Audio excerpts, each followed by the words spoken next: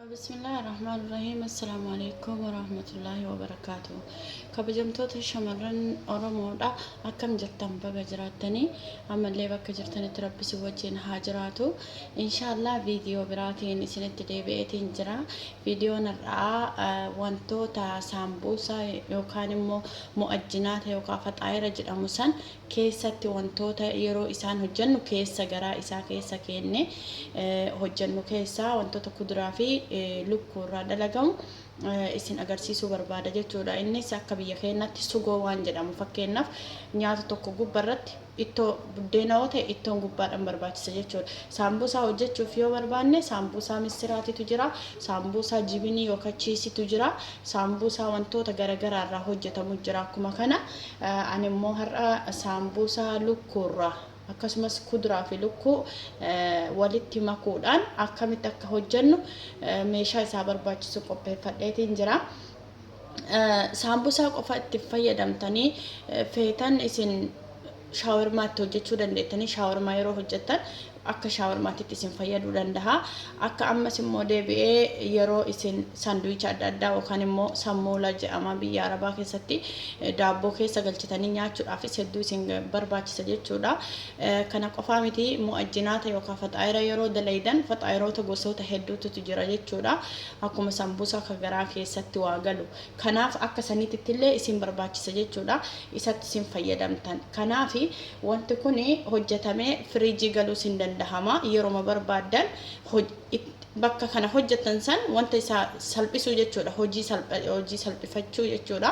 Fakkeenyaaf amma ramadaanaaf qopheessutti jira saambusaa hojjechuu fi saambusaa kuduraa fi dijaajaa yookaan immoo kuduraa fi lukkuu jechuudha.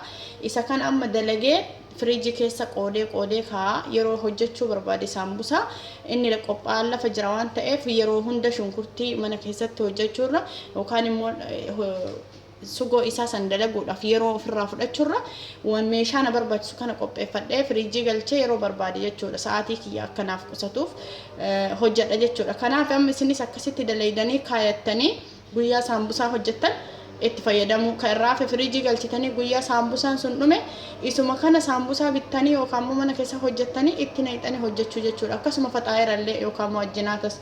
Kanaaf wantoonni barbaachisu lukkuudha. Lukkuu haala kanaan hin cira jechuudha. Xixiqqeessee maaliif jennaan saambusaa keessa gala waan ta'eef xixiqqaatee muramuu qaba haala kanaan jechuudha. Hedduu xixiqqaatee muramuu qaba. Kuduraan wal fakkaachuu qaba jechuudha. Akkuma kuduraan cirametti kunis ciramuu qaba. Lafee qabaachuu hin qabu. Lafee irraa bilisa ta'uu qaba jechuudha. Haala kanaan lukkuu hin qopheeffanna.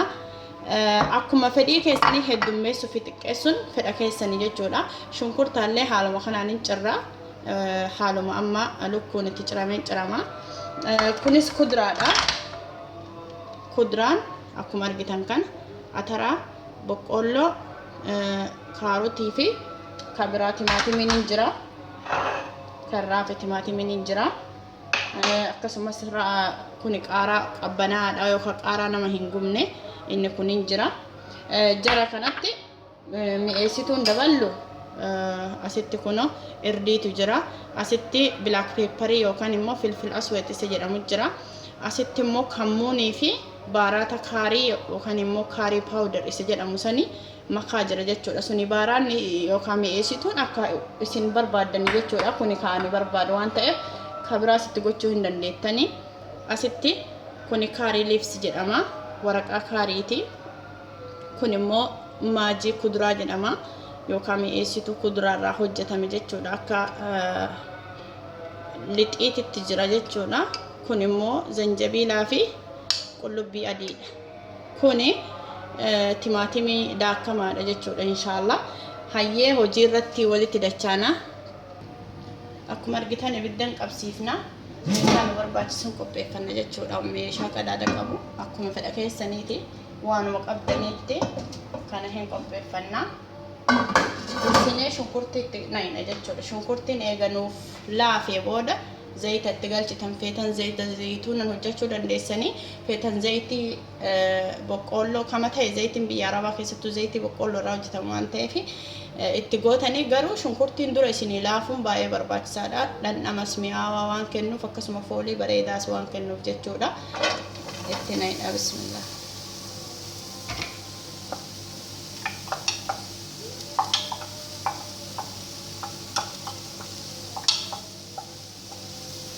Haala kanaan shunkurtii keenya ibiddarra kaa'anna. Booda walitti dachaana inshaallah. Haala kanaan shunkurtii keenya hanga inni lallaafutti zayitatti goonu. Haaluma kanaan waliin dhoofna.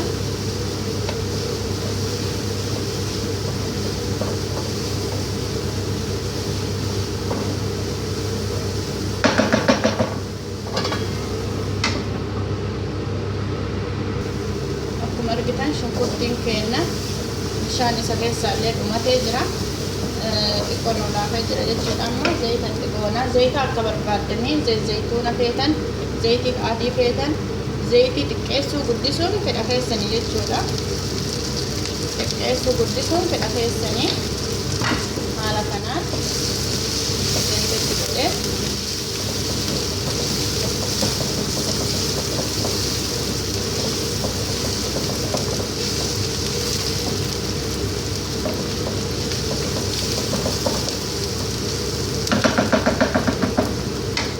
xiqqeessitanii haala kanaan qadaadanii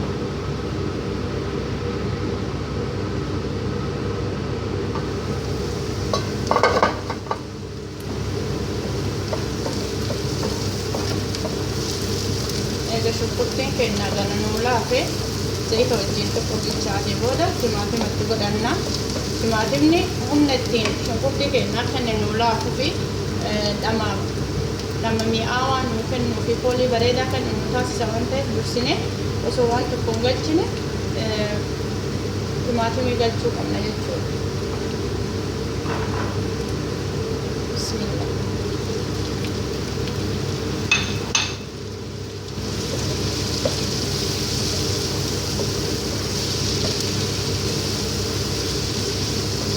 Haala kanaan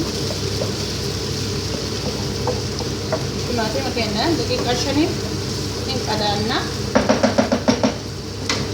Walitti dachaana inshaallah.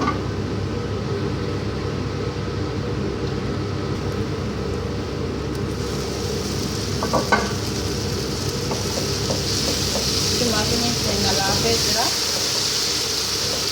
Timaatimiin keenya eega laafeen boodatti lukkuu keenya galchina. Lukkuu eega dhiqannee booda haala kanaan cirame booda itti galchina. Bismillah.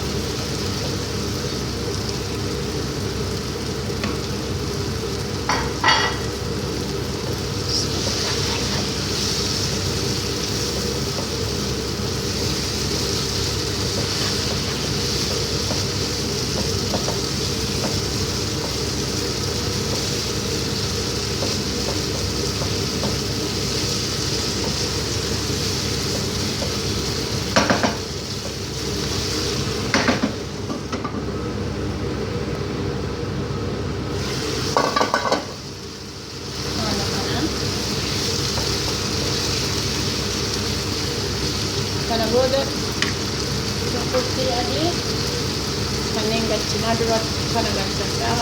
Salsaa jaaja kunneen jechuudha, kuduraa jechuudha. Booda isa kana kaarii liibsidha.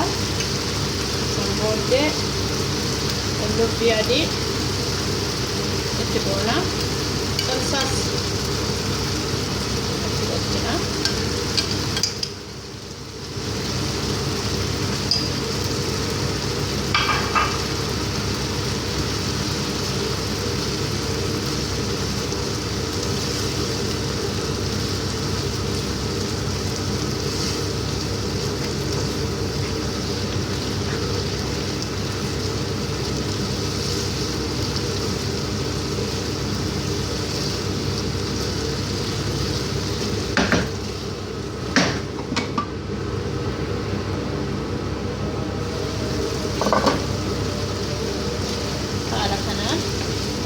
Bilchaachuu irra ga'ee jira. Osoo hin bilchaanne dura kuduraa itti gochuu qabna jechuudha. Kuduraan dhiqamee jira. Isa kanatti naqnaa bismillah.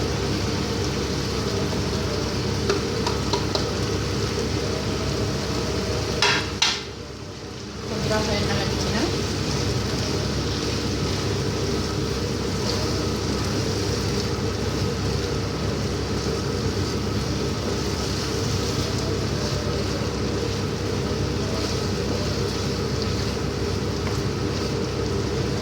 kana booda baaraata qopheeffanne isa kana mi'eessituun kuni akkuma beekamu irdiidha.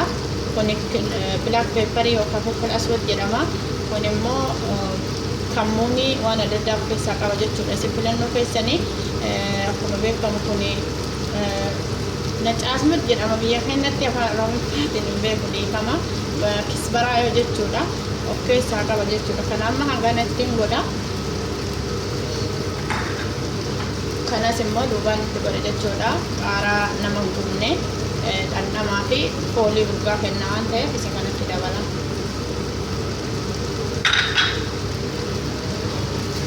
Kana booda yoo bilchaate inni dhaamsaa ibidda erga qorreen boodatti yoo amma hojjechuu barbaade amma hojjedha. Yookaan immoo firiijii galchaa jechuudha inshaallah obboleeyyan kiyya. Yeroo bilchaate walitti deebinaa hangasii turtii gaarii.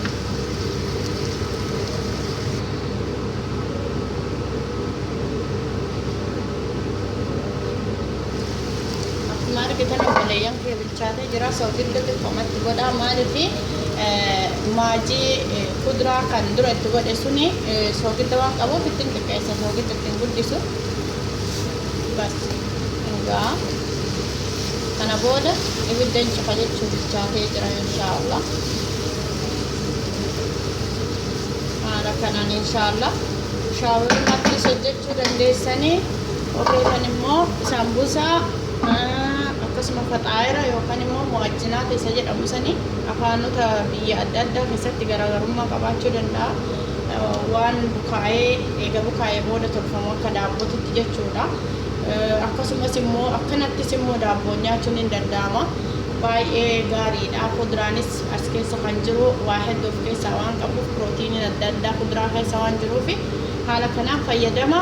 Ramadaanaaf immoo haala kanaan qopheeffattanii yoo firiijii keessa galfattan baay'ee gaariidha. Maaliif sagantaa hojii keessanii sanirra isin hin atakaru yookaan immoo isin hin qisaasessu jechuudha. Hojjannee geessinee jirra haala kanaan kun xumuramee jira jechuudha.